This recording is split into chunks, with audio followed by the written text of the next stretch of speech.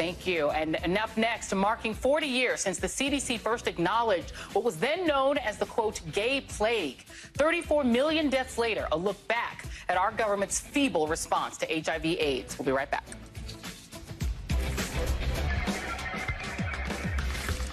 "40 years ago tomorrow, this country recognized the dawn of a tragic epidemic that would go on to take the lives of nearly 35 million people worldwide.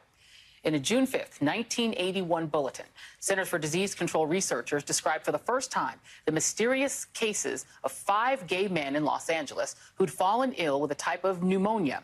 All 5 had been previously healthy, and 2 of the 5 had already died. Those 5 men were the first reported cases of the illness that would come to be known as AIDS, and the virus that causes it, HIV. At the time, it didn't have a name, but it quickly developed a terrifying and tragic reputation, as it ravaged gay communities across the country, inspiring fear in the terrifying early days before more was known about how it was transmitted, and discrimination, as the disease became referred to as gay cancer, or even more derisively, a gay plague. It was largely discounted, even as it took the lives of hundreds, then thousands of men. Now, you could be excused for not knowing it's been 40 years since those first cases, given the derelict response from the White House at the time, as the Reagan administration did nothing. While government scientists, a young researcher at the NIH, Dr. Anthony Fauci, first began studying the disease in 1981, with his research becoming instrumental in the way we understand HIV/AIDS today. Now, it wasn't until 1982 that AIDS was first addressed in a White House briefing, when then White House Press Secretary Larry Speakes was asked about the unfolding crisis.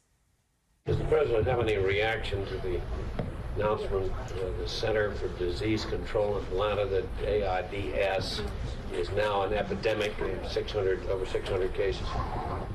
And over a third of them are died. It's known as gay plague. No, it is. I mean, it's a pretty serious thing that 1 in every 3 people that get this have died, and I wonder if the president is aware of it. I don't have it. Are you? Do you? You don't have it. Oh. In the face of government inaction, activists largely took it upon themselves, taking to the streets, raising AIDS awareness, calling for a federal response that would remain mostly non-existent. It wasn't until 1985 that President Reagan deigned to say the word AIDS publicly in response to reporters' questions about funding research. And it would be another 2 years, 1987, before he made a speech entirely devoted to AIDS, calling for increased testing. I've also asked HHS to add the AIDS virus to the list of contagious diseases for which immigrants and aliens seeking permanent residence in the United States can be denied entry.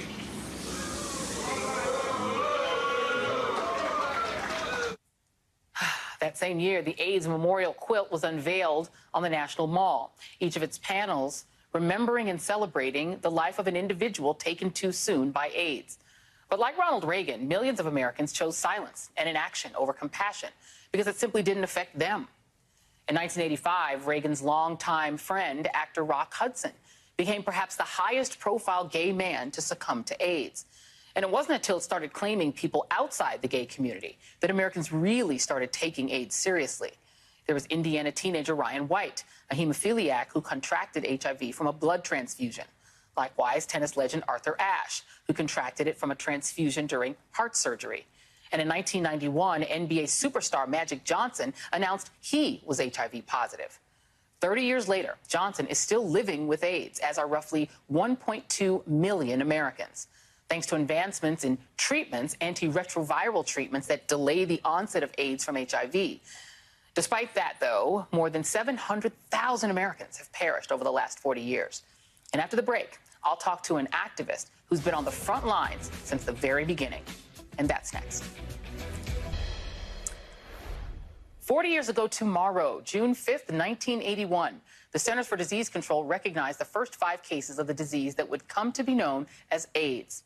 According to the United Nations Program on HIV/AIDS, since the start of the epidemic, AIDS-related illnesses have claimed the lives of nearly 35 million people globally, and nearly 38 million were living with it in 2010. That includes 1.2 million Americans. Joining me now is Phil Wilson, founder of the Black AIDS Institute. He was diagnosed with HIV in the early days of the pandemic and lost a partner to AIDS as well. Mr. Wilson, thank you so much for being here. I really appreciate you joining the show. And I want to read to you a little bit of what you wrote in an article for NBC back in 2016. This is upon your 60th birthday. I never usually give people's age, but it was in your article. So don't get mad at me for that. But here's what you wrote. I've lived with HIV for most of my life. Never expected to even make it to 30, let alone to 60. Wow. Looking at that now, talk a little bit about your experience when you were diagnosed, how people around you reacted. Talk a little bit about you. Well, thanks for having me on, Joy. And it's okay to talk about my age. You know, no one thought that I was going to be 30, and I'm now 65. When I was diagnosed, my doctor said, you have 6 months. Get your affairs in order. Well, it turns out that he was a little wrong. But it was devastating to find out that I was HIV positive. I was actually infected in 1980, so I've lived with HIV my entire adult life. In 1986, when I finally was diagnosed, it really felt like the world was going to end. Already, so many of my friends were sick, dying, or dead. And so my immediate reaction was, like the doctor said, I was going to be dead. And I decided that if I was going to be dead in 6 months, that I better get busy. And I just kept on being busy, you know, because the dying was going to take care of itself. I needed to focus on the living. Well, and I can remember, you know, I was coming out and being a teenager in that period, or, you know, I think this started when I was in junior high school, and you didn't know anything about it. There wasn't a lot of talk by the government, by the Reagan administration. It was this sort of invisible thing until, like, Eazy-E and Magic Johnson, I think, for a lot of younger people, you know, or Ryan White and all of these other cases. But that wasn't about the gay community, right? It was sort of, other than that, just we in the, you know, non-LGBT community, you don't have to worry about that. Did it feel isolating to not have your government seem to? The price was severe for all of us. You know, one of the things that we realized in the gay community is that they were not going to be sending the lifeboats for us. That if we were going to be saved, we were going to have to do the saving. And the reason why those famous people, those people that the proper people got sick and died, is because they didn't care. You know, Eazy-E wouldn't have gotten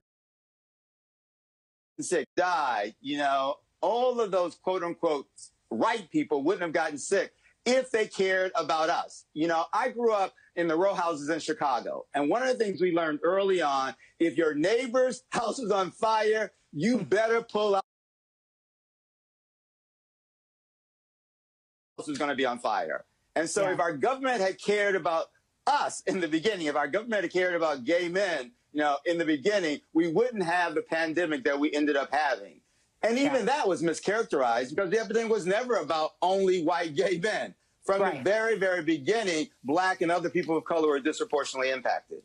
And it's still the case. I mean, my great producers put together some of these statistics, and they're really telling about our society. In 2019, gay men accounted for 69% of new diagnoses. In 2019, African Americans represented 13% of the population, but 44% of new HIV diagnoses. In 2019, Hispanics, Latinx people, 18% of the population, 30% of new diagnoses. This is still primarily impacting people of color.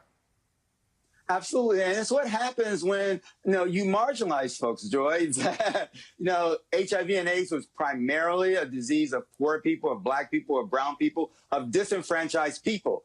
We're now at 40 years of this pandemic. We now see a light at the end of the tunnel of the next pandemic. And the lessons that we should have learned with HIV and AIDS, we did not learn. And we repeated those same issues as we deal with COVID-19. And one of my producers made a really great point, who's very young. And, you know, for young, you know, gay men and women today, the existence of a thing called PrEP, right, has like changed the world, that there is this drug that will prolong life and allow you to have a life without constant terror.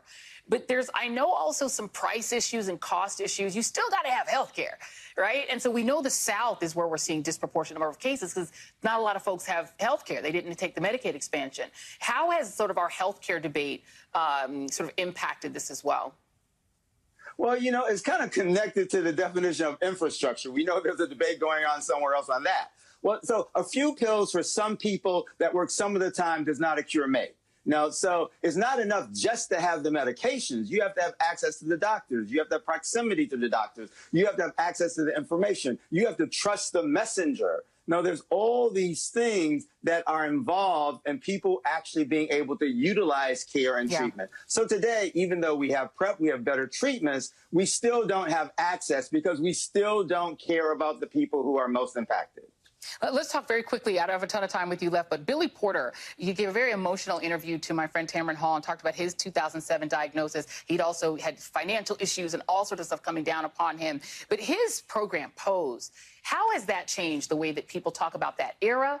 And how has it changed the way people talk about, you know, just gay men, about the community, about the culture? Well, the thing that's so important and phenomenal about Pose is that it speaks to the lie that people of color were not impacted.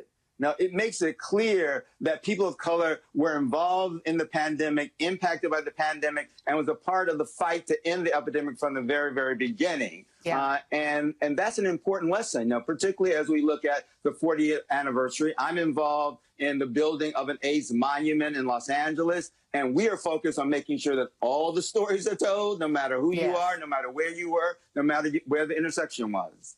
And I know that you lost your partner, Chris Brownlee. We're going to show a picture of him very quickly. Tell us about him. Well, Chris and I met in 1980. He truly was an amazing person. He was an activist. He really taught me the importance of speaking up and speaking out and covering and being concerned about the world. I think we have lost it. Hopefully we did not lose your audio, but I think we have. Phil Wilson, thank you so much for being here. We really appreciate you. God bless. And that's tonight's ReidOut. Have a great weekend, everyone. All In with Chris Hayes starts now.